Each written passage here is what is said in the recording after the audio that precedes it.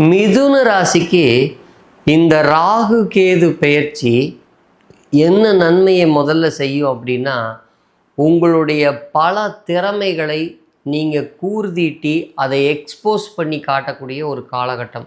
நீங்கள் மீடியாவில் இருக்கீங்க, சினிமாவில் இருக்கீங்க, இந்த மாதிரி நீங்கள் இன்வெஸ்ட்மெண்ட் இல்லாத துறையில் போய் நீங்கள் இன்வெஸ்ட்மெண்ட் பண்ணாமல் அங்கே போய் ஒர்க் பண்ணுறீங்க அப்படின்னா, உங்களுடைய திறமை, உங்களுடைய முகம், உங்களுடைய டேலண்ட் ஊரெல்லாம் போய் சேரும்.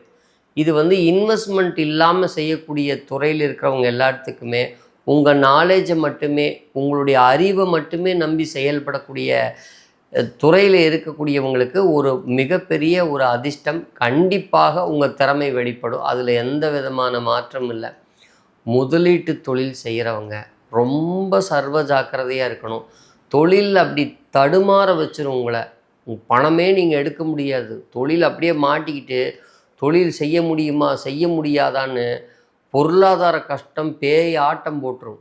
அதனால் முதலீட்டு தொழில் இருக்கிறவங்க புதுசாக யாரையும் நம்பி எதுலேயும் இன்வெஸ்ட்மெண்ட் பண்ணாதீங்க. புது நபர்களை நம்பி உங்கள் பொருட்களையோ நிர்வாகத்தையோ உங்கள் தொழிலையோ தயவு செஞ்சு ஒப்படைச்சிடாதீங்க. உங்களை ஏமாற்றக்கூடிய நபர்கள் இப்போ அதிகமாக உங்கள் பேராசையை தூண்டுவாங்க. இந்த கேமில் பணம் போடலாம், இதில் பணம் போடலாம், அதில் போகலாம், இதில் போகலாம், இதில் விளையாண்டா காசு கிடச்சிடும், எனக்கு கிடச்சிருச்சுன்னு நிரூபிக்கிற மாதிரியே பேசுவாங்க. ஆனால் அது ஒரு அத்தனையும் பொய்யாத்தான் இருக்கும். ஆனால் அதை நம்பி எப்படியாவது நம்ம பணம் பண்ணிடலாங்கிற ஒரு பேராசையை உங்கள் மைண்டு பயங்கரமாக தூண்டு. அதுக்கான தேவையும் உங்களுக்கு இருக்கும். அப்போ எப்படியாவது அதை சமாளிச்சிடலான்னு தான் நம்ம யாராக இருந்தாலும் நினைப்போம். இந்த வீக்னஸ், இந்த பொருளாதார பலவீனம் உங்களை தவறான பாதையில் கட்டாயம் இழுத்து செல்ல பார்க்கும். இது எந்த தசாபுத்தி நடந்துகிட்டு இருந்தாலும் இந்த சூழ்நிலையினுடைய மார்க் 100, 50, 20ன்னு மாறுமே ஒழிய இதை சுத்தமாக கழிச்சிட்டு நீங்கள் வாழவே முடியாது. இப்போது இதுதான் உங்களுக்கு அடுத்தது நடக்க போகிற முக்கியமான சம்பவங்கள். நிறைய ஞாபக மறதி இருக்கும். எங்கேயாவது ஒரு பொருளை வச்சா விட்டுட்டு வந்துடுவோம். இடமாற்றம் உறுதியாக உண்டு. நிறைய பேர் இந்த காலகட்டத்தில் தான் இடம் மாறுவாங்க. ஒருத்தர் மேலே நான் வச்சிருக்கிற நம்பிக்கை பொய்யாகும். உறவுகள் பிரியும், உறவுகளை இழத்தல், இது எல்லாத்துக்கும் ஒரே ரேஷியோவில் நடக்காது. வேல்யூ மாறும். ஆனால் ஒரு உறவுகளை பிரிஞ்சு இன்னொரு இடத்துக்கு போகிறது, ஒரு ஊர் மாறுறது, தேசம் மாறி போகிறது, தன் சூழ்நிலையவே மொத்தமாக மாற்றிக்கிறதுங்கிறது தான் இந்த காலகட்டத்தில் மிதுனத்துக்கு தவிர்க்க முடியாத ஒரு காலகட்டம். உடல்நல ரீதியாகவும் இது கொஞ்சம் பலவீனமான ஒரு காலகட்டம்தான். பாருங்கள், நிறைய பேர் முன்னேறலான்னு நினச்சி கடனை வாங்கி இன்வெஸ்ட் பண்ணுறது, சௌரியத்துக்கு கடனை வாங்கி செலவு பண்ணிடுறது, இதெல்லாம் பண்ணுனா கண்டிப்பாக இந்த காலகட்டம் என்ன செய்தின்னு கேட்டு போயிடும். இந்த பள்ளத்தை சமாளிக்கிறது அப்புறம் ரொம்ப சிரமமாக போயிடும். அதனால் கொஞ்சம் நிதானமாக இருங்க. நிதானமாக வளருவோம். நிதானமாக கண்டிப்பாக பொருளாதாரம் சேரும். ஒரே நைட்டில் எல்லா பிரச்சனையும் தீர்க்கணும்னு நிறைய பேர் ஆசையை தூண்டுவாங்க. தயவு செஞ்சு யாரையும் நம்பிடாதீங்க. உங்களை நீங்கள் கண்ட்ரோல் வைங்க. உங்கள் பெரியவங்களுடைய ஆலோசனைக்கு வாங்க. உங்களுடைய நல்ல குருமார்களுடைய ஆலோசனை கேளுங்க. இந்த சமயத்தில் தான் பெரியவங்களுடைய அவங்க அனுபவம் உங்களுக்கு உதவும். நான் ஏன் இவ்வளோ தூரம் உங்களுக்கு சொல்கிறேன் அப்படின்னா, பல ராசிகளில் இந்த மாதிரி சூழ்நிலைகளை கடந்தவங்களை நான் நிறைய பேர்த்த பார்த்து அவங்க பண்ண தவறுகளை மறுபடியும் நீங்கள் என்னுடைய சப்ஸ்கிரைபர்ஸ், ஃபாலோவர்ஸ், நீங்கள் ஒருத்தர் தப்பு பண்ணுறதுனால இதனுடைய பாதிப்பு முழுக்க முழுக்க உங்கள் குடும்பம் முழுவதும் இந்த கசப்பை அனுபவிப்பாங்க. நீங்களும் கசப்பாகி அவங்களையும் கசப்பான சூழ்நிலையில் தள்ளி ஒரு கடுமையான ஒரு மன இறுக்கத்துக்கு ஆளாக வேண்டிய சூழ்நிலை ஆகிடும். இந்த காலகட்டம் குறிப்பாக தவறான முடிவுகளை எடுப்பது, தவறான சூழ்நிலைகள் அமைவது. நல்லவங்க கூட நமக்கு கெட்டவங்க மாதிரி சில சமயத்தில் தெரிஞ்சிருவாங்க. ஆனால் கெட்டவங்களை நம்ம நல்லவங்கன்னு நம்பிடுவோம் சில சமயத்தில். அப்போது எல்லா விஷயத்துலையுமே நம்ம 24 மணி நேரம் அலாட்டாக இருக்க முடியாது. பொருளாதார விஷயம், உங்கள் குடும்ப சீக்ரெட்ஸை சொல்கிறது, உங்கள் முக்கியமான பொருட்களை நம்பி அவங்கக்கிட்ட இப்போ செக்கோ, பாஸ்புக்கோ, பேனோ, ஆதார் கார்டோ, இந்த மாதிரி டேட்டாஸை கொடுக்கறது, இதில் எல்லாம் கொஞ்சம் நீங்கள் செய்யும் போது ஒரு தடவைக்கு 100 தடவை யோசித்து செஞ்சால் போதும்.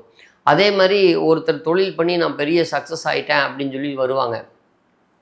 அவங்க பெரிய பிரபலமாக இருக்கிறதா கூட வச்சுக்கோங்க. ஆனால் அவங்கள நம்பி நீங்கள் போகும்போது மாட்டிக்குவீங்க. அதனால் என்னென்னா, இப்போ நமக்கு காலம்தான் நம்ம திறமையை விட, நம் உழைப்பை விட இதை அங்கீகாரம் பண்ணி டிக் அடித்து இதை மார்க் கொடுக்க வேண்டியதும் பொருளாதாரம் கொடுக்க வேண்டியும் காலத்தையும் கடவுள் கையில் தான் இருக்குங்கிறத யாருமே மறுக்கவும் முடியாது, மாற்றவும் முடியாது. யுகமாக அப்படி தான் மனிதர்கள் வாழ்ந்திருக்காங்க. ஸோ இந்த காலகட்டங்களில் கிரகங்கள் இப்படி இருக்கும்போது எல்லாத்துக்கும் இப்படி தான் இருக்குன்னு மகான்கள் சித்தர்களும் அந்த காலத்திலேயே கண்டுபிடிச்சி இந்த சாஸ்திரத்தில் எழுதி வச்சுருக்காங்க. அது ப்ராக்டிக்கலாக பல பேர், நான் 25 வருஷமாக இந்த துறையில் இருக்கேன். நான் நிறைய பேர்த்துக்கிட்ட கேட்டு தெரிஞ்ச டீட்டெயில்ஸு, அவங்க அனுபவித்த விஷயத்தை தான் எசன்ஸாக எடுத்து உங்களுக்கு தரேன். நீங்கள் மறுபடியும் என்னுடைய சப்ஸ்கிரைபர்ஸ், என்னுடைய ஃபாலோவர்ஸ், நீங்கள் ஒரு ஒரு ஏதோ யாரோ சொல்கிறத கேட்டு நம்பி ஏமாந்து நீங்கள் போய் ஒரு சிக்கலில் மாட்டிக்கூடாதுன்னு தான் நான் இவ்வளோ ரிப்பீட்டடாக இந்த விஷயத்தை உங்களுக்கு கன்வே பண்ணுறேன். இந்த டைமில் நிர்வாகத்திறன் உங்களுக்கு குறையும். கவனிக்கும் தன்மை கம்மியாக இருக்கிறதுனால என்ன பண்ணுவீங்கன்னா, தொழிலில் தப்பாக இன்வெஸ்ட் பண்ணுறதுக்கான வாய்ப்பு இருக்குது. நிர்வாக பொறுப்பை உங்கள் குடும்பத்தில் யார் ஜாதகம் நல்லா இருக்கோ அவங்கக்கிட்ட ஒப்படைச்சிட்டு கொஞ்சம் நீங்கள் இப்போ சைலண்ட்டாக இருந்துக்கிறது நல்லது.